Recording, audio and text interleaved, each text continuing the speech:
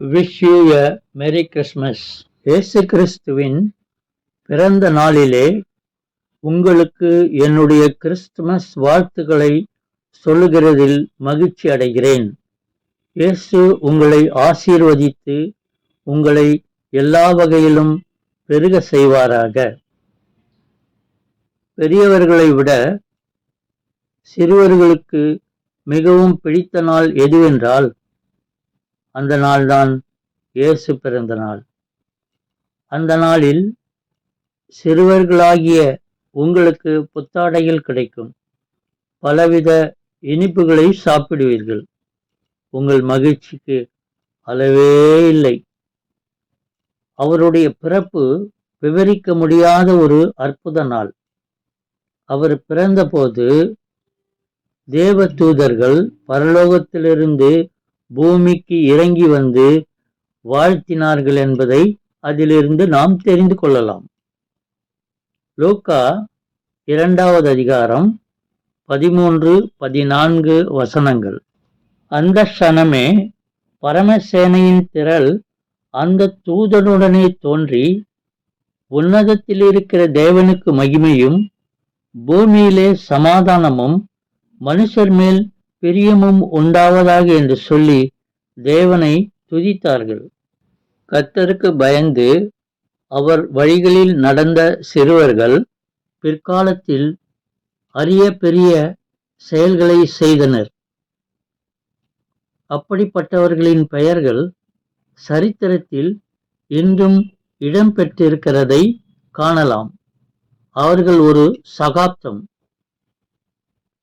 அவர்களுடைய வரலாறுகளை பரிசுத்த வேதாகமத்திலிருந்து நாம் படித்து தெரிந்து கொள்ளலாம்.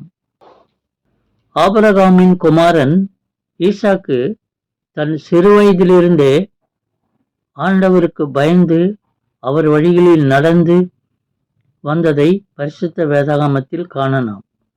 தேவன் அவனை எப்படி ஆசீர்வதித்தார், எப்படி உயர்த்தினார் என்பதையும் நாம் படித்து தெரிந்து கொள்ளலாம்.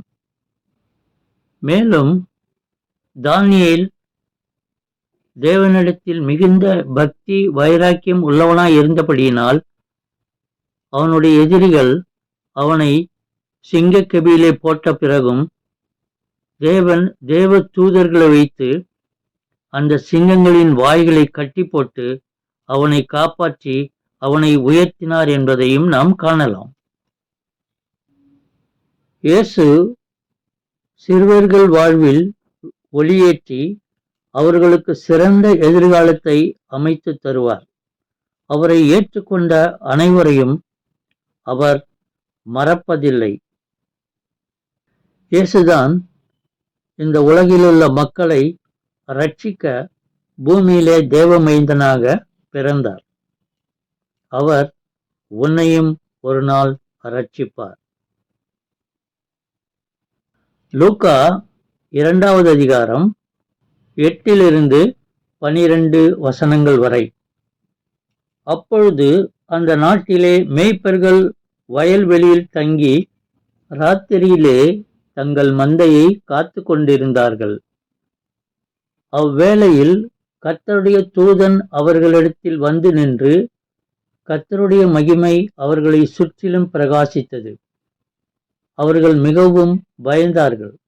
தேவ தூதன் அவர்களை நோக்கி, பயப்படாதிருங்கள், இதோ எல்லா ஜனத்துக்கும் மிகுந்த சந்தோஷத்தை உண்டாக்கும் நற்செய்தியை உங்களுக்கு அறிவிக்கிறேன்.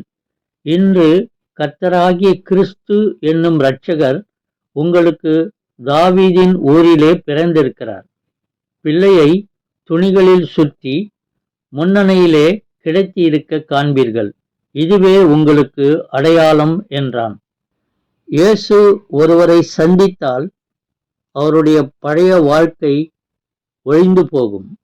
எல்லாம் புதியதாக மாறிவிடும். அவர்தான் புது சிருஷ்டி. அவருடைய நாமம் அதிசயம். இயேசு ஒரு வார்த்தை சொன்னால் அற்புதம் நடக்கும் என்பதை தெரிந்து கொள்வோம். யோவான் 2ஆம் அதிகாரம் 1-12 10 வசனங்கள்.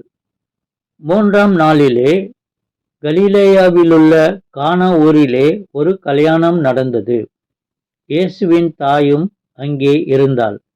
இயேசுவும் அவருடைய சீஷரும் அந்த கல்யாணத்துக்கு அழைக்கப்பட்டிருந்தார்கள்.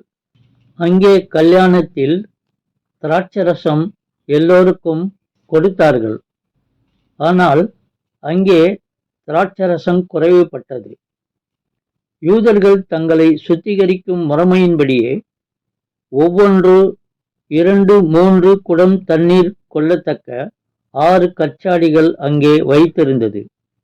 இயேசு வேலைக்காரரை நோக்கி, ஜாடிகளிலே தண்ணீர் நிரப்புங்கள் என்றார்.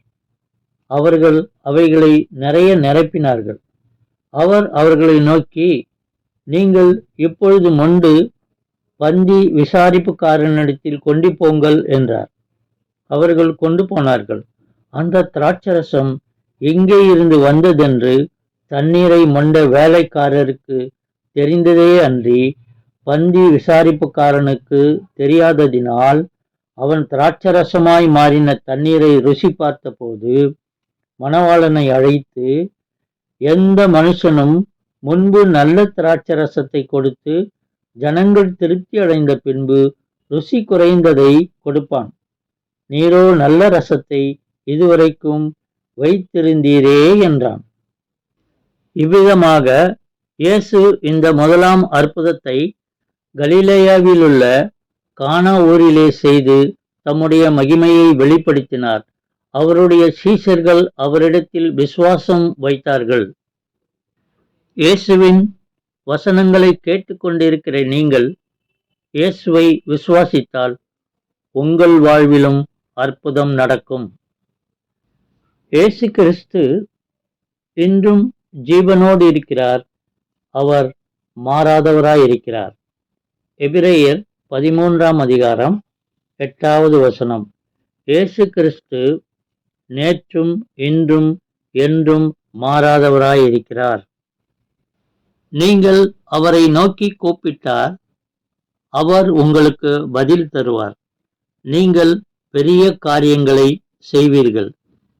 எரேமியா 33வது அதிகாரம் 3வது வசனம். என்னை நோக்கி கூப்பிடு, அப்பொழுது நான் உனக்கு உத்தரவு கொடுத்து நீ அறியாததும் உனக்கு எட்டாததுமான பெரிய காரியங்களை உனக்கு அறிவிப்பேன். இயேசு செய்த அநேக அதிசயங்களையும் அற்புதங்களையும் சொல்லிக்கொண்டே போகலாம். இந்த அற்புதமான இயேசுவோடு நீங்கள் எப்போது தொடர்பு கொண்டாலும் அவர் உங்களோடு பேசுவார். உங்கள் எதிர்காலம் சிறப்பாக அமையும் என்பது நிச்சயம். இயேசு உங்களை ஆசீர்வதித்து உங்களுக்கு சமாதான வாழ்வு தருவாராக. ஆமென். Thanks for watching. Like, share, subscribe.